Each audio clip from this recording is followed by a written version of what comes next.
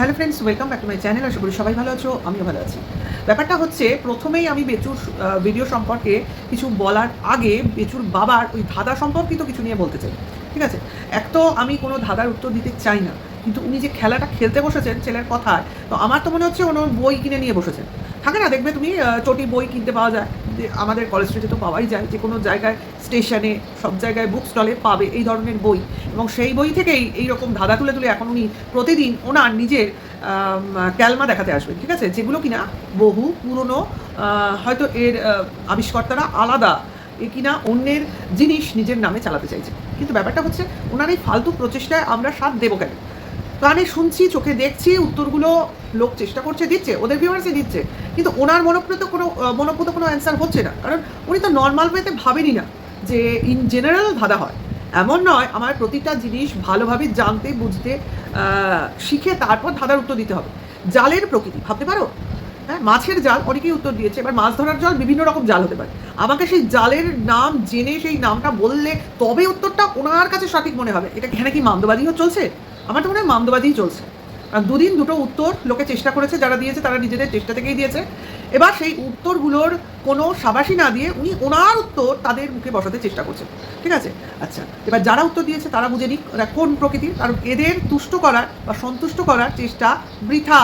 তাদের বাড়ির বউ, মেয়ে, এদের আত্মীয় স্বজন এদের সন্তুষ্ট করতে পারেনি। তোমরা কোন ছাড় উত্তর দিয়ে এদের সন্তুষ্ট করবে? সারাদিন মাথা ঘামিয়ে যারা বার করেছো, নিশ্চয়ই চেষ্টা করেই বার করেছো। হ্যাঁ, আমি চেষ্টা করিনি, করার ইচ্ছাও হয়নি, ওনার মুখ দিয়ে বেরিয়েছে না ওই জন্য। কিন্তু যে অঙ্কের ধাঁধাটা আজকে শুনলাম, ভাই এত মানে ছেলের মতো ওনাদের নিজেদের বাড়ির লোকের মতো গাধা মনে করে নাকি আমাদের? হ্যাঁ, 3টে 9 দিয়ে অ্যান্সার 10 চাইছে। বাচ্চা ছেলেও যদি মাথা ঘামায়, একটা 5-6 ছেলেও বলে দিতে পারবে। আর উনি আমাদের বলতে এসছেন। ভাই আমার বলতে ইচ্ছা করছে না, শুধু আমি উত্তরটা দেবো। 3টে 9ই তোমরা রাখো, অন্য সংখ্যা ইউজ করতে বারণ করেছে যারা চেষ্টা করছো। শুধু মনে রেখো, ভাগের কাজটা আগে হবে। ঠিক আছে, তারপর তোমাদের মতো তোমরা বসিয়ে নিও। এইটা শুধু মাথায় রেখো, দেখবে অ্যান্সার এসে গেছে। কারণ আমি এখানে অ্যান্সার বলবো না, বলার প্রবৃত্তিও নেই। এবার ভিডিওর মধ্যে চলে আসি, যেটা কিনা গতকালকের ভিডিও না, তার আগের দিনের ব্লগিং। ঠিক আছে, একটু পিছিয়ে আছি, যাই হোক। তোমরা গল্পই তো শোনো, তো গল্পই শুনছো, পার্ট পার্ট গল্প আসছে, যেরকম যেরকম দেখাচ্ছে সেরকম সেরকম গল্প আসছে। সব ভিডিওর ছোঁয়া সব ভিডিওর মধ্যে থাকছে অল্প বিস্তর। তো চলে আসি যে ভিডিওতে বেচু প্রচুর মাল নিয়ে বাবাকে পাঠালো, কারণ ওদের সেল চলছে। আচ্ছা, কোনো কোম্পানি হয়ে কাজ করছে, এখন তো সবেতেই সেল। পয়লা বৈশাখ এসছে বলে কথা না, সে ফ্লিপকার্ট বলো, মিশো বলো, সব জায়গায় সেল চলছে। তো সেরকম প্যাকেট নিয়ে বাবা গেল ডেলিভারি লোকের হাতে তুলে দিতে। ছেলেকে স্কুলে পাঠালো, দিয়ে এবার নিজে কলা খুঁজতে বেরোলো, মানে কলার কাঁদি। এবার সেটাকে বিক্রি করবে, সেটাও বাবা করবে, মানে বাবার পিঠেই চাপিয়ে দিল, মানে বাইকের পিঠে। সেটাকে নিয়ে বাবা চললো বিক্রি করতে। আর ওরা যে কীভাবে বিক্রি করে ভালো করেই জানো। হাট বাজারে নিয়ে গিয়ে ওর বাবা মানে দাঁড়িয়ে থেকে বিক্রি করে তারপর আসে। যেরকমভাবে তোমার একবার আমরা দেখেছিলাম এঁচড় বিক্রি করেছিল, না নারকেল বিক্রি করেছিল, কিছু একটা বিক্রি করে নিয়ে এসেছিলো। যাই হোক, এইবার দেখো বেশি তো প্রতিদিনই বাসন মাজছে, এবং বাসন মেজে ওদের উঠোনে শুকোয়, তারপর আবার দুপুরে ঘরে ঢোকার আগে সমস্ত জিনিস নিয়ে ভেতরে ঢোকে, কারণ ওদের ওখানে নাকি চুরি চামারি হয়। ভাই খোলা জায়গায় রেখে দেবে, রাস্তাঘাট সামনে, সেখানে লোকজন যাচ্ছে, সেখানে চুরি হবে, এটা বড় কথা না। কিন্তু সেটাও আর কি কন্টেন্টের মধ্যে নিয়ে আসলো। ওরা তো বিশাল বড় লোক না, চোরের নজর ওদের বাড়ির উপর প্রখর। তো সেখান থেকে ওরা সদা সতর্ক থাকে। এটা কিছু কথোপকথন ভিডিও শুনতে পেলাম। তো সবসময় যে বউকে নিয়ে আলোচনা হয় বাড়িতে, এটা কিন্তু পরিষ্কার। এই যে একটা কথা আমরা শুনেছিলাম না, টিনুকে সালিশি সভায় তোলার পর, যে টিনু বলেছিল যে ওয়াইটিতে সে মুখ দেখাবে না। এবার ওয়াইটিতে মুখ না দেখালে কী হবে? কাজ করবে না, মানে ব্লগিংয়ে থাকবে না। এই শর্তটা টিনু ওদের ওপর রেখেছিল, যে এত যখন ঝামেলা এই হোয়াটসঅ্যাপ, ফেসবুক, অমুক তমুক নিয়ে, তাহলে আমি অনলাইন মানে সোশ্যাল মিডিয়ায় থাকবোই না। আমি বাড়ির বউ, রান্না করবো, খাবো দাবো, বাড়িতে থাকবো, ঘুরে বেড়াবো, এগুলো করবো। তো ঠিক সেই ভাষণগুলোই বেচুর মুখে শুনছি। মার সঙ্গে বসে আলোচনা করছে ওদের নিজস্ব ভাষায়, যে খাবো দাবো, রান্না করবো, ঘুরবো ফিরবো, এইভাবে থাকবো, কাজকর্ম করবো না। মানে সবসময় বউকে তুলনা করছে, বোঝা গেল। তার মানে বুঝতে পারছো তো, কিছু জিনিস চলে এলো। এবার বেচু ইচ্ছে করে আনলো, নাকি ভাবলো লোক বুঝবে না? হতেও পারে, কারণ ভিউয়ার মানে কমেন্টস বক্সে তো দেখলাম না কেউ কিছু বললো। অ্যাকচুয়ালি কান দিয়ে কেউ শোনার চেষ্টাই করেনি, বেচুকে জাস্ট চোখ দিয়ে দেখে, এইটুকু বুঝলাম। ঠিক আছে, তারপরে কিছু জিনিস বুঝলাম, যেটা হচ্ছে তোমার মাও উত্তর দিচ্ছে পাল্টা, ছেলেও বলছে পাল্টা, মানে এরকম এরকম চলছে। তো একটা জিনিস বুঝলাম, যে ছেলের মাথাটা মাই খেয়েছে। যদি ঘরের বউ এ কথা বলে থাকে, কোনো ভুল কাজ করেনি তো। আজ তো বউকে ছাড়াই ব্লগিং করছিস, তো সেখানে তখনও সেটা মেনে নিতি। বউকে ভালোবাসলে, বউয়ের কেয়ার করলে, বউকে রাখতে চাইলে, এটা মানা স্বাভাবিক ছিল। এবার সেটাই করতি, তোর বউকে বা তোর মাকে, বাবাকে, এদের নিয়ে ভিডিও করতি। বউয়ের মতো রান্নাবান্না করতো, তোরা খেতি, ঘুরতে যেতি, ফিরতি। বউকে যদি রাখার ইচ্ছা হতো তাহলে তো করতোই। তার মানে মেনে নেয়নি, মানেটা কি? বিনা খাটনিতে তোমায় খাওয়াবো না। যেমন বাবাকে খাওয়াচ্ছি না, মাকে খাওয়াচ্ছি না, ৫ বছরের 5+ ছেলেকেও খাওয়াচ্ছি না। সেখানে বউকে কেন খাওয়াতে যাবো? যেখানে বউয়ের ফেস দেখেই ইনকাম, সেখানে বউয়ের নাম ভাঙিয়েই তো এই 3.5 বছর 3 বছর চলছে। সেখানে বউ বলছে মুখ দেখাবো না। এবার বউয়ের নামে তখন কিছু বলতেও পারতো না স্বভাবতই। কাজেই বউ ভাগাও। এটাই তো প্রচেষ্টা বা প্ল্যাটিং তাই ছিল। তো সেই জন্যই টাকা ট্রান্সফার, সেই বলতে হয় যে ব্যাপারে বেচুর মুখ সবসময় সেলাই করা, বলেই না কিছু। অন্য সব বিষয়ে মুখ খুলবে, এই বিষয়ে স্পিকটি নট। তো মা ফোন কাটছে, বউকে আসতে পারতি, রেখে দিতে পারতি, এরকম কিছু কিছু শুনলাম। মানে ছেলে যে রাখবে না, মা যে আনতে দেবে না, সেটা স্বাভাবিক। তবু ছেলেকে পরীক্ষা করতে মা কিন্তু ভোলে না। এরপরে বাচ্চাটা যখন ঘুরছে ফিরছে, ঠিক আছে, তো সেখানে বিড়ালটাকে দেখিয়ে টফি, ওরা টফি বলে, টফি, তো সেই টফিকে দেখিয়ে বেচু বলছে, টফিকে তুই চিনিস? চেনে, রোজ দেখছে টফিকে চিনবে না। তারপরে বলে টেপি। এখন টেপি নামের কোনো বিড়াল ছিল কিনা তোমাদের আমার বলো, কিন্তু এই টেপি আমার তো মনে হলো না কোনো বিড়াল টেপি।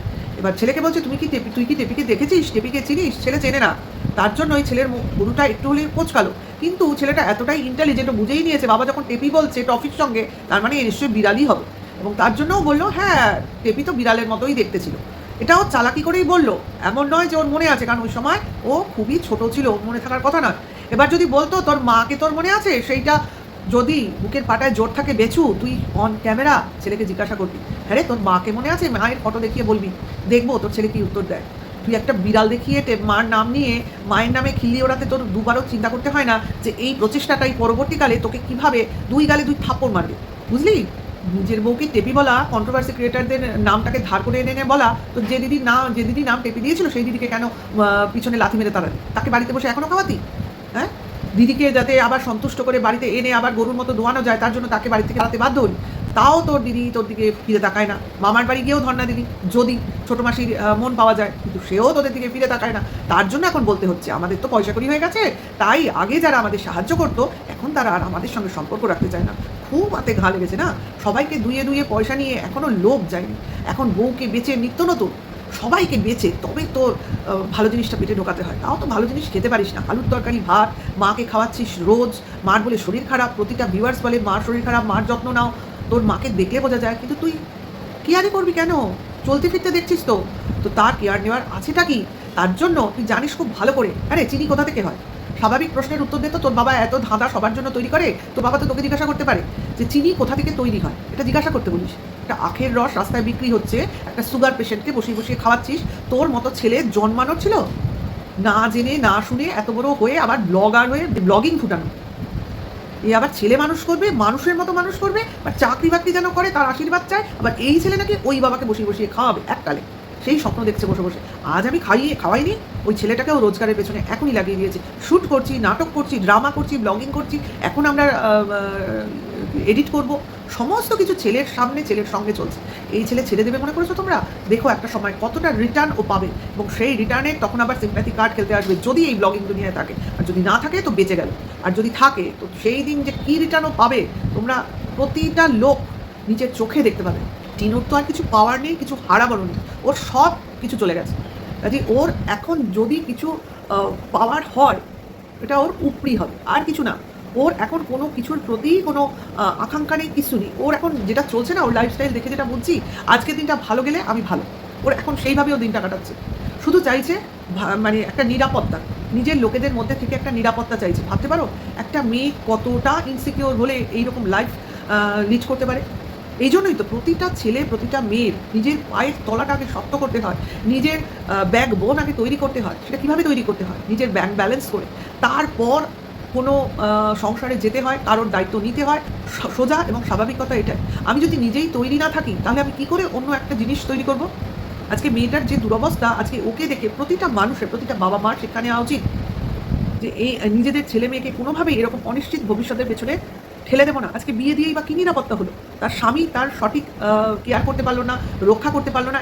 এদিকে নাকি 7 পাক ঘুরে শপথ নিয়ে বিয়ে করেছে যে কোনো বিপদ আপদে স্ত্রীকে রক্ষা করলো। নিজের রক্ষা, নিজের ভালো, নিজের সুরক্ষা, এদিকে ব্যস্ত হয়ে পড়লো। বউ জাহান্নামে যাক। তাহলে এইরকম আত্মার সম্পর্ক হওয়ার থেকে না হওয়ানো ভালো। যাই হোক, ভিডিওটা এটুকুই ছিল। কেমন লাগলো অবশ্যই জানিও। ভালো লাগলে like, comment, share and hype করো। সবাই ভালো থেকো, সুস্থ থেকো, সাবধানে থেকো। এখনকার জন্য এইটুকু। Tata, by.